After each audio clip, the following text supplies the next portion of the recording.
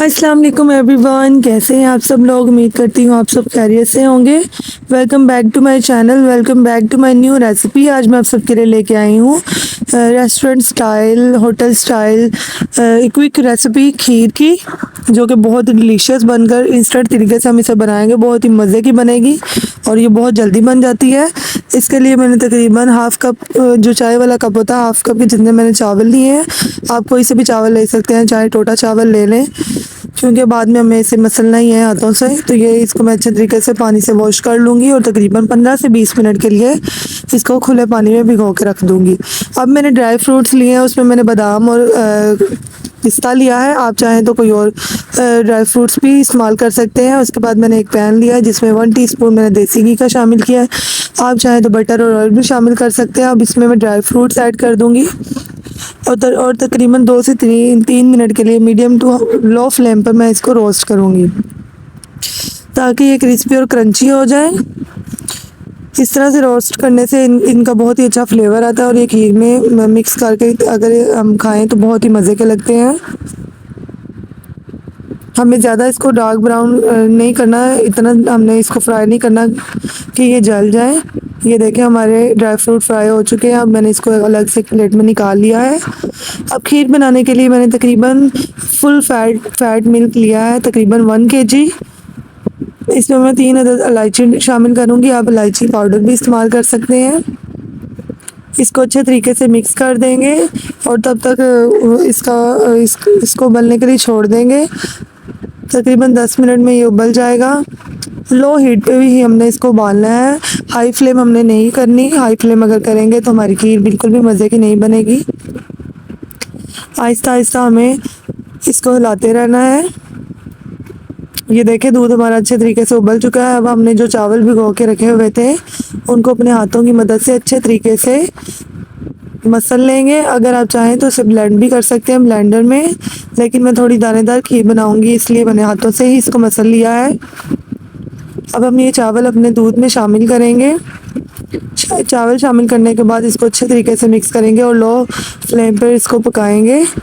अब मैंने तकरीबन हाफ़ कप के जितनी चीनी ली है, जिसको मैंने पैन में ट्रांसफ़र कर लिया है। इसमें तकरीबन 2 घूंट के जितना मैं पानी शामिल करूँगी। अब हम इस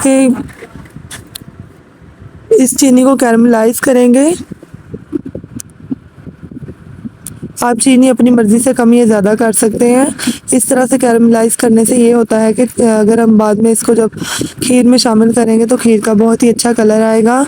लो फ्लेम पे इसको कैरमलाइज़ करेंगे। ज़्यादा डार्क ब्राउन कलर मैं इसको नहीं दूंगी, क्योंकि हमने खीर को काफ़ी देर तक के लिए पकाना है, तो उसका कलर खुद ब खुद भी अच्छा सा आ जाएगा।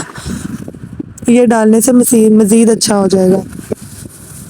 लाइट सा ब्राउन सा कलर मैं इसको दूंगी, ज़्यादा मैं इसको कलर नहीं दूंगी।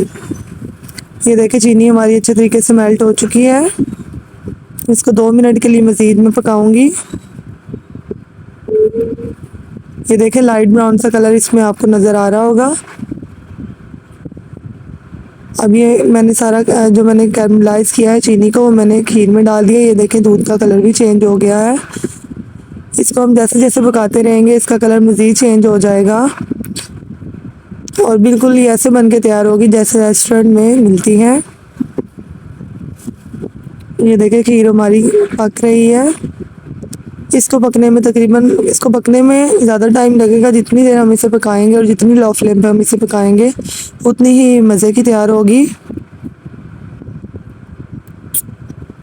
अब हम इसमें जो मैंने ड्राई फ्रूट्स रोस्ट किए थे वो डाल दूँगी। बस थोड़े से ही मैं डालूँगी, बाकी मैं गार्निशिंग के लिए रख लूँगी। अब इसको अच्छे तरीके से चलाते जाएंगे। अब ये देखें, थोड़ी सी थिक होना शुरू हो गई है। जब इस टाइम पे अब हम इसे चलाते जाएंगे ताकि हमारी खीर जो है वो नीचे ना लगे। चम्मच चलाना बहुत ज़रूरी है। अगर खीर नीचे लग जाएगी तो उसका टेस्ट बिल्कुल भी अच्छा नहीं आएगा। ये देखें, हमारी खीर बन के बिल्कुल अच्छे तरीके से तैयार है। अब हम इससे ज़्यादा नहीं पकाएंगे, क्योंकि ठंडे होने के बाद ये मज़ीद गाढ़ी हो जाएगी। अब हम इसे एक प्लेट में सर्व करेंगे। ये देखें, हमारी खीर का कितना ही प्यारा कलर आया है और ये दिखने में बहुत ही दानेदार, बहुत ही मज़े की लग रही है। जो हम रेस्टोरेंट वगैरह में खीर खाते हैं सेम वैसी ही लग रही है। अब मैं इसमें पिस्ता और बादाम की गार्निशिंग करूँगी।